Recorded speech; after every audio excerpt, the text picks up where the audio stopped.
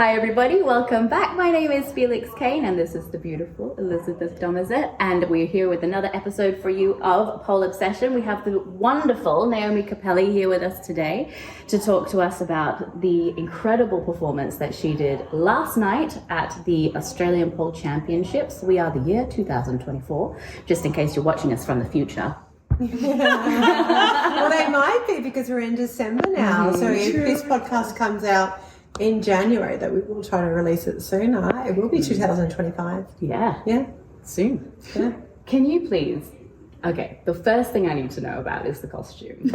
Yeah. Because if you have not yet watched Naomi's performance, the whole thing was incredible. Not just the costume. The whole thing was mind-blowingly beautiful. But you had one of the best costume reveals I have ever seen in my life. Not one of the, like for me, it was the best costume. Yeah. Yeah. In my life. Yeah. You made me cry. It was spectacular. It was. Was so, costume was so beautiful. When you were in the first look, it was already beautiful. Yes. The whole thing after the reveal blew my mind. Yeah. But then with the body painting as well, it was the most effective costume reveal I've ever seen. Wow. So I would love to know, design wise and inspiration wise, how did you conceptualize this, and who made it, who designed it, how did it work, everything. All the things.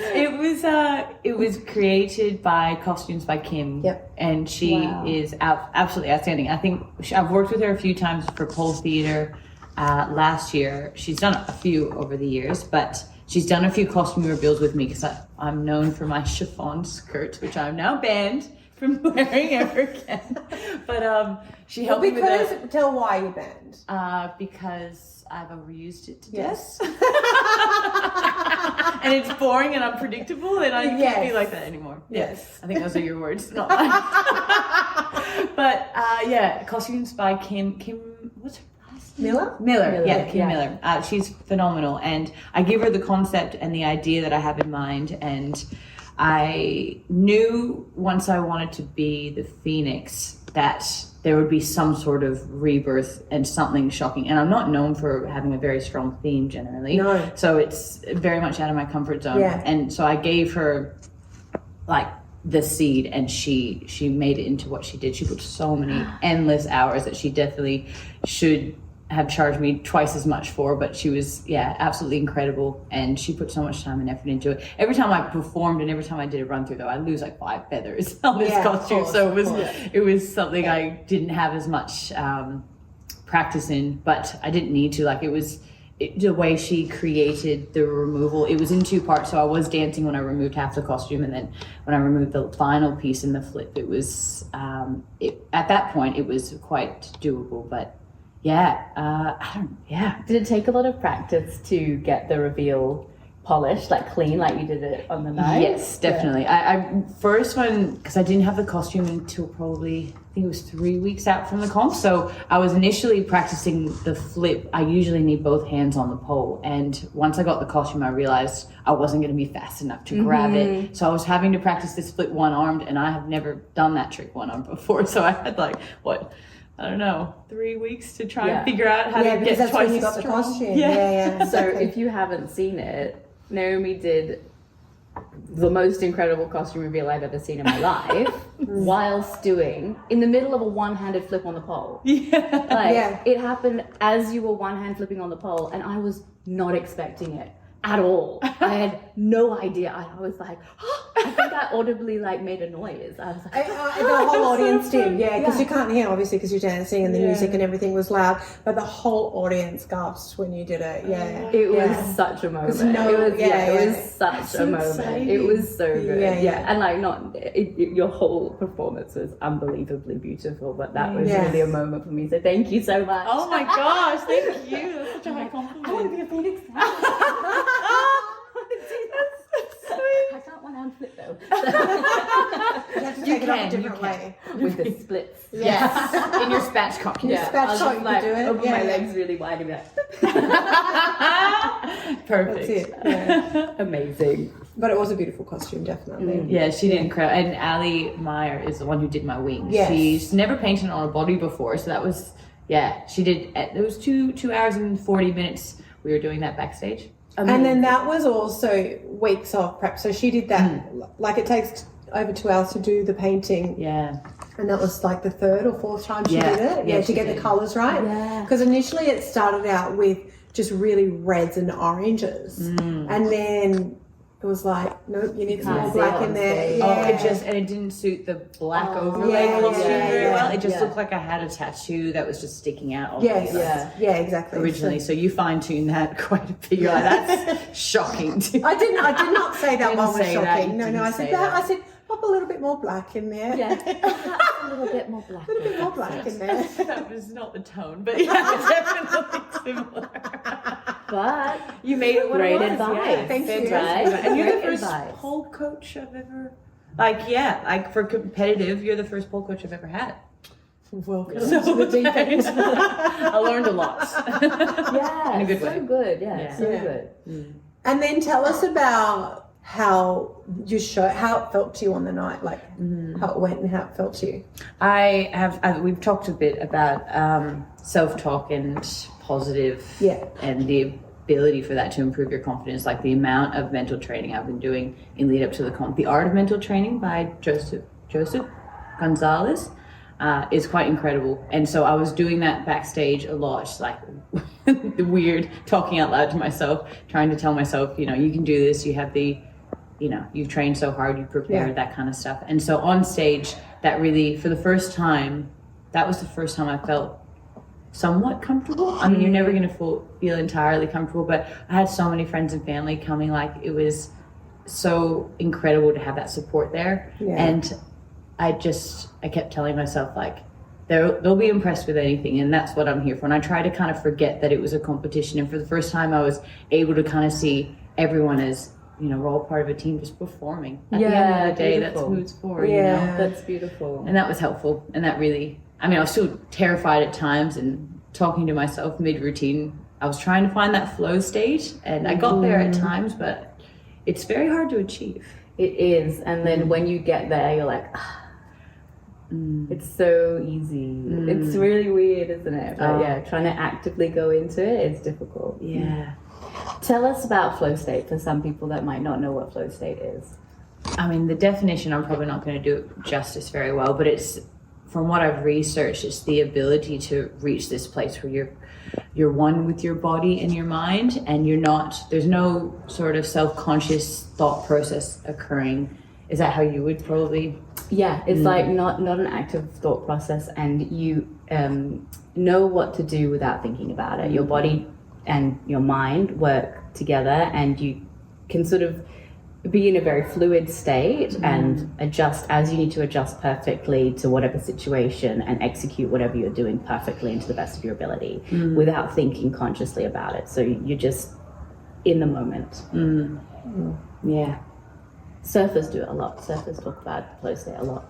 Yeah, it's a good thing to research actually for performing flow state. Yeah, it's very cool, and I think some people will have done it without knowing that it has a kind of name. Like especially performers, when you're performing, you will go into flow state a lot. That's true. I think the only time I've ever gone into flow state for an entire routine was when I did Whole Candy in 2018. That was the one and only, but I get too much in my head, I think, at times. Whereas on Friday night, that was the first time I did it in components.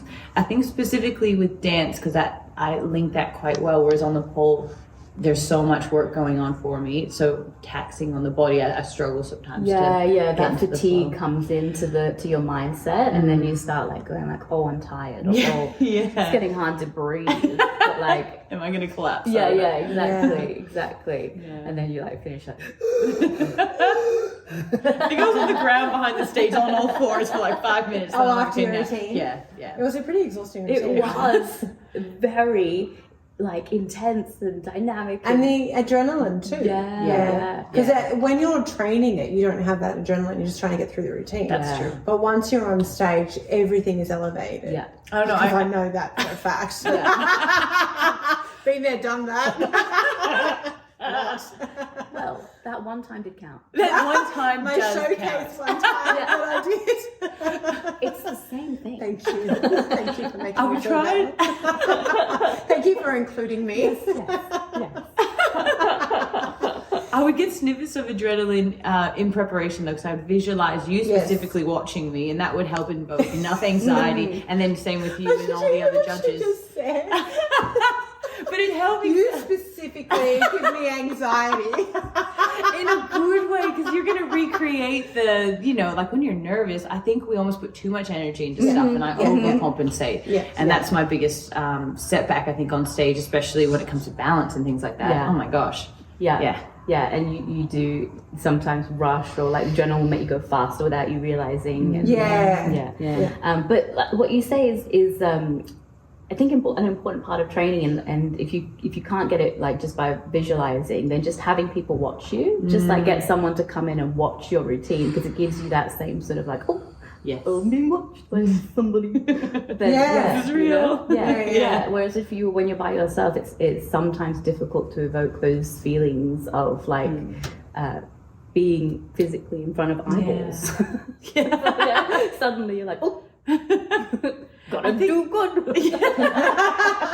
I think they did research all the way down. I remember when I was doing psych, they had cockroaches. They were racing, and they said that when they had other cockroaches that they put on either side of these containers, the cockroaches would run faster. Yeah. So like just even at that level, just having others watching influences us. That's interesting, exactly. isn't it? Yeah. If cockroaches need it, so do we.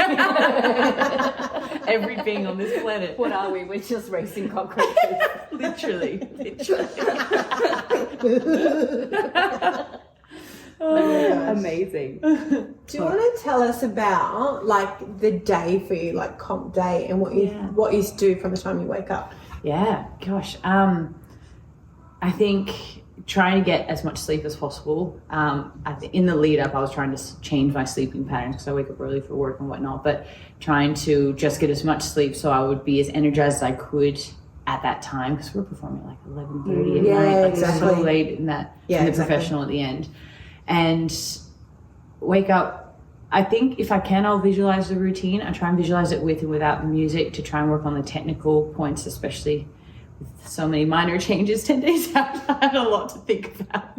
And then I will have a breakfast. I mean, this year's the diet has been quite different for me. I didn't realize how many carbs I would need to be having to really replenish my glycogen cells and whatnot, so I can have the energy on the night. So it's been a lot of sweet potato and bread and whatnot, but I still, so I have my usual breakfast, and then ideally doing some light stretches, but because I slept in so much, I raced straight to my friend Semi's house who did my hair, which was fantastic. And being in Tassie, I had so many people in my world that were doing these things for me, which was absolutely incredible. Different for you, and then I headed straight to the beautiful Bonnie who did my makeup, and she had so many inspirational things that she was doing for the Phoenix. She showed me so many ideas, which was wonderful. Oh, incredible. Yeah. And then from there, I just went home, grabbed 2 bags of food, and then went straight to the theater, and I did my run through first, and I felt quite rushed, I think, in the lead up. So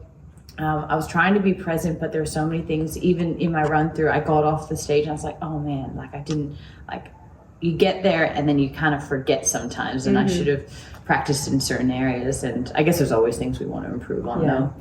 And then after the run through, the show was basically starting.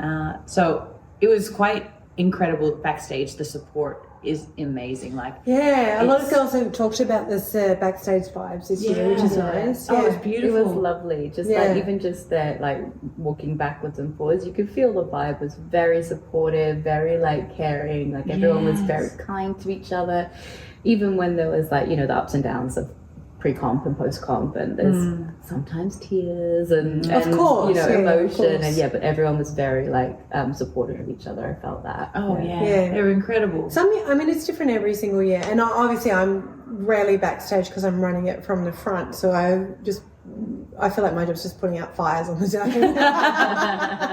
Well, let's not go to the live stream fires. But anyways, that was a fun It was a time. bushfire. That was the whole place was burning. Yeah. The town burned down. Yeah. There was no town left. It was gone. Came back second half. I mean, the night before you had the most fun. Rebuilt. Like a phoenix. Phoenix. I was also a phoenix. You were. Do you want my costume? You were. Reveal. So the backstage vibe this year seemed to be quite different to other years. And I also felt, because I go backstage and I give everyone a little like pep talk speech, you know, just so happy to have them there and, you know, thank them for choosing our comp and all those sorts of things. But this year when I went backstage, it was different. There was a different feeling. I actually think everyone was super kind and super supportive of everyone, which is really, I love seeing that at comp. But everyone seemed really nervous this year. Yeah, real nervous, really different to other years. I think that this year, and I don't know what it is, I mean, you tell me, you're the competitor, but I feel like everyone really wanted it and wanted to do exceptionally well this year. And it actually came out on the stage. Yeah. Like the level that we had this year was insane. I mean, Beth even messaged me after the comp and she said, Elle, I have not seen a level of competitors at a competition at this caliber. And she said, by far the best she's seen, like for the entire year. And for a really long time. Yes, I agree. It was everyone was really, bringing it. But maybe the nerves, you know, I mean, like showed that was going to happen. I don't know. But also, because I mean, it's not just on the night. You know, it's leading up the whole year. So they know 100%. What they've been doing. And a lot of really incredible moves. So maybe like things that maybe they haven't put on stage before. Yes. So it's like the first time for things. And then being maybe in Tasmania. A lot of people haven't been here before, so it's all a new environment. Yeah, true. Yeah. So how was it? Well, I would also, I feel when you know who you're competing against, it kind of can quite elevate you. Like, knowing Bethany was there, I was shitting myself. I was like, this is my time. Holy crap. Like, this has got my work cut out for me, and I did. And you know the funny thing that you say about that? Beth feels the same about you. Oh really? My gosh. Yeah. She does. Yeah. That's very interesting. She actually said to me, and I'm sure she doesn't mind me saying this, she actually said to me, if Naomi had taken it, I wouldn't have been upset. She would have been upset. But what she meant by that was you would have deserved it. Yes. Yeah. Which is both and I think excellent. That's right. Extremely high caliber. And I think that competitors at that level that are able to say that and recognize another competitor at that level is pretty special. Yeah, definitely. Yeah, and be happy for somebody. Still be disappointed because you're training hard. You're training hard still to win. That's the end goal. Not everyone. When you're at the level that you are at. Yeah, that's right. Sure. And because also having won it before, you can do it. Oh, the pressure is insane. I know. I feel like, because I was reflecting on it and with the title, obviously everyone, you want to do the best you can. And 2 years ago when I did win, I feel good in myself in that I know that I'm better now, and that's enough for me to feel good. That's good in myself. That's so important. Way to think about it. Important, But I feel like it was incredible seeing the amateurs last year and then coming into professional now. That also was quite it lifted everyone's performance because they're fantastic. They're good, and they're doing tricks I cannot do, and I know I cannot do them. So there's so many. You have to I had to be more creative in what I brought to the stage. I think we all did. Yeah. Well, and you were.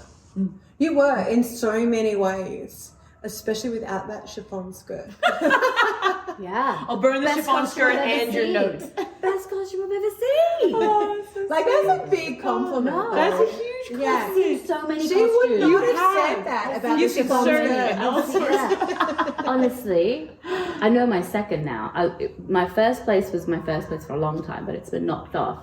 And so I know my first and my second place costume holders. You are number one. Who's your second? Yeah. The second is in Humanity, which is the first Cirque du Soleil show that I worked for. They had an act called Two Men, and their finale costumes were just completely encrusted with Swarovski cod piece, like hot piece with like What's a cod piece? like just a cover for the piece. Oh, okay.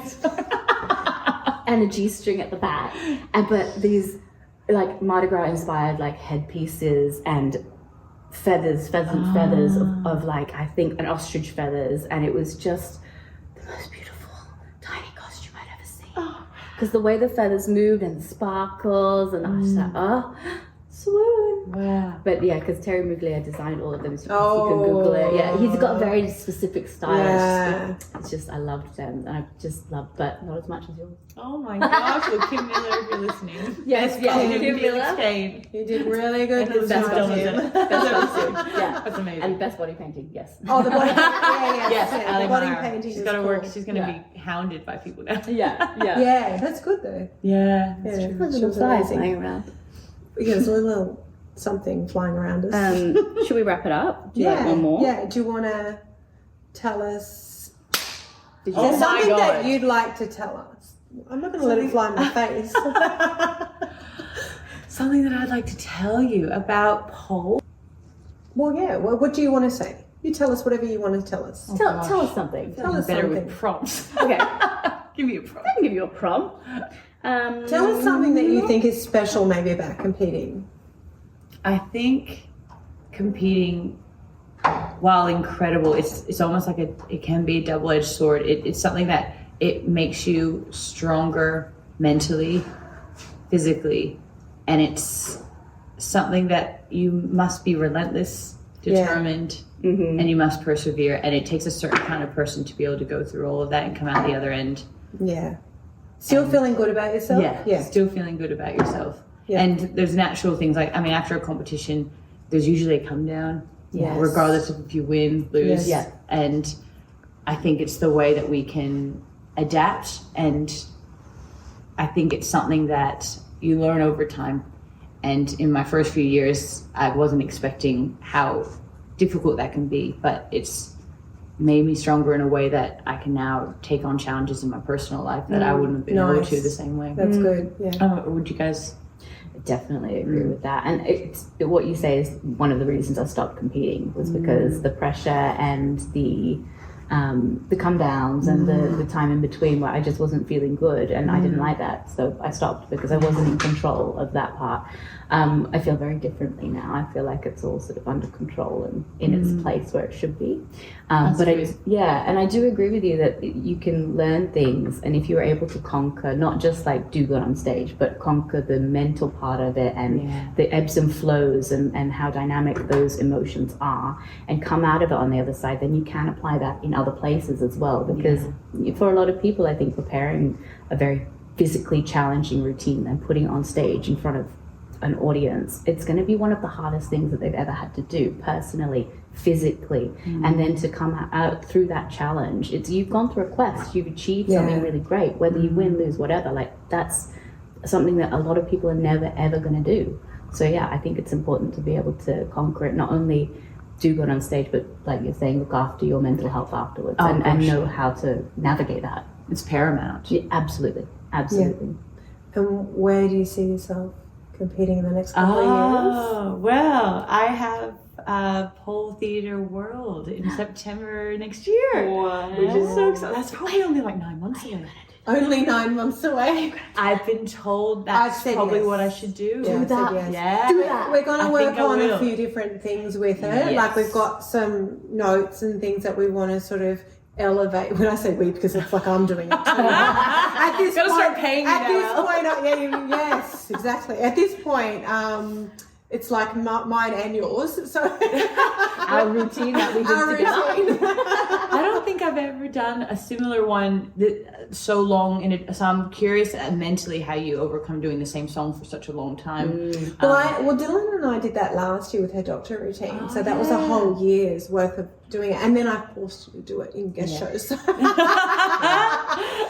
it will be, I mean, you've done it. You know better than anyone. I've done the same song for years and years and years and years. Yeah, Like working of for Set. We did the course. same show, same song for years. How would you do it with changing criteria? Because I mean, we got pole theater, which is 50% dance, so half of it's off the Well, poles yours rather is, than you have a lot of dance. Oh.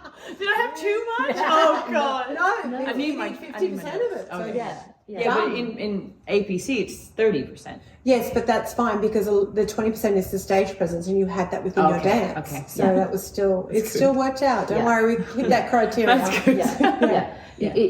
I think just go through the criteria, make sure you're hitting everything. You probably won't have to change that much because a lot of pole competitions create their criteria to be able to allocate points to a fantastic performance, and it's fairly universal. What a great performance is fairly universal. So like competition to competition will vary slightly, but in general they're all kind of aimed at the same sort of target, you know? Yeah, that makes sense. Yeah.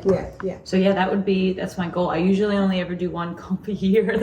I hear people doing 8 or 9. I know. Outstanding. I don't know how. I don't even know how there's that many competitions. How do you have that much energy? I don't. Nor do I. Once enough. Thank you. But you would get so much doing a lot of competitions in 1 year, say for like somebody just starting out, you know, would be you get such a lot of experience. True. Yes, just in 1 year. That's you know, true. If I do 8 comps in 1 year, no, it's not going to be the same as doing 8 years of comps, but I do get that experience on stage. And if you've never been on stage before, like just doing it is the only way to get better at it. Yeah, so true. I think, especially if you're just starting out, like maybe doing a lot is a great idea. Maybe at a higher level, you don't want to do 8 because training for 8, unless you're doing the same routine across the board, which I don't disagree with. I think that's probably wise, like in terms of injury and just being able to like time, cost, everything. It's, I think it makes sense to reuse a routine, especially when you have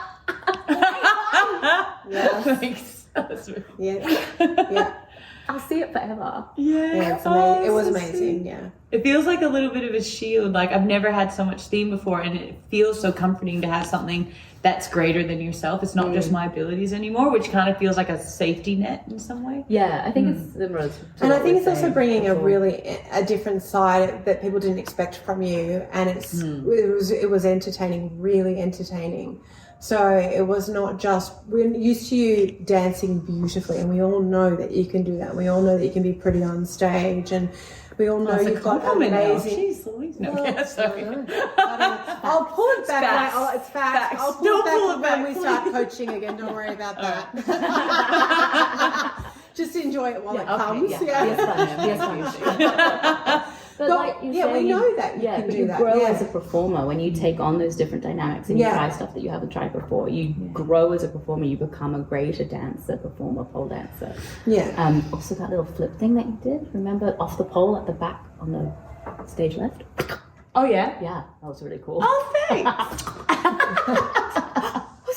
What happened there? It's like a flip kid thing. I'll have to watch it in slow motion and figure out I cannot do it. You said it to me because I did like a gazillion. I don't know which one to do. She was flipping left, right, and center. I was like, cut it back. Yeah, too much flips. I was like, we need some different tricks because she had so much dynamic, and we need some different tricks. So that's what we'll work on. For your world. Cool. Was it the flip at the beginning, the stage? No. It's off the pole. It was on the floor. On the floor up the back when you transitioned over to the... Yeah, Josh Williams. It's a cartwheel. It's like a dance He taught me that. cartwheel, Yeah, he's the dance king, and he showed me that. I reckon you could taught do me it. that. Oh, I could do a cartwheel. It's a cartwheel. You could definitely do a it. cartwheel. All you do is bend your knees because I can't keep them straight, apparently. I think we should do... What if we do a video of me and Felix trying to do it? So I'll get Josh to teach us online. You're going into I a can rainbow. cartwheel. Dylan's going into a handspring. Oh, yeah. You're doing cartwheel flip. Yeah. What are you gonna learn? Not Birds of Paradise series. That's off the cards. We could do an unconnected one. Unconnected, yes. You can actually Unconnected hold upright. the pole. You can do a half one, so you can hold the pole instead of your Disconnected. arms. There you go. Disconnected. I wish everyone could see on the podcast right now. You're What you're doing with your may face. fall on your head, but that's okay. She's got strong. She's got strong. Got strong. She just got strong. Now I just need to be flexy. One day. We're working. That's my goal. We're working on. Yeah. We'll wrap that up. Yeah. Thank you so much for having me. Thank you so much for being here. We appreciate you so much, and we cannot wait to see all of the things you're going to do next year. Yeah. So, thank you all for listening to us and joining us for Pole Obsession. This has been Elizabeth Domazet. You can find me at Ariel Pole on Instagram.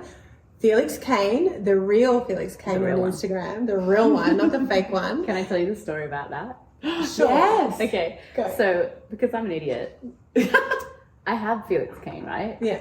But I forgot the password. Yeah. So I can't get back into it. Oh my gosh. Did you forget? thought you would- Why don't you just reset it and send it to I your think it email? was an old email that I don't have Oh, anymore. that's no good. Have you matched the followers yet? No, it was like so many thousands Oh. of years ago. They didn't have any followers. So it's fine. Yeah, it was. I like the real Felix Kane. I do too. Yeah. Why It's not? the real one. You know, It it's stops the from real people one. trying to take your identity. Yeah, Yeah. because it's really me. That's right. Trying to wrap it up here, guys. Sorry. And this is Naomi Cappelli, and you can find her at Naomi. Naomi.paul.dance on Instagram. Thanks, everyone. Like, listen, Like, listen, follow, and subscribe. follow us, and give us 5 stars. Watch our YouTube channel. See you soon. Bye.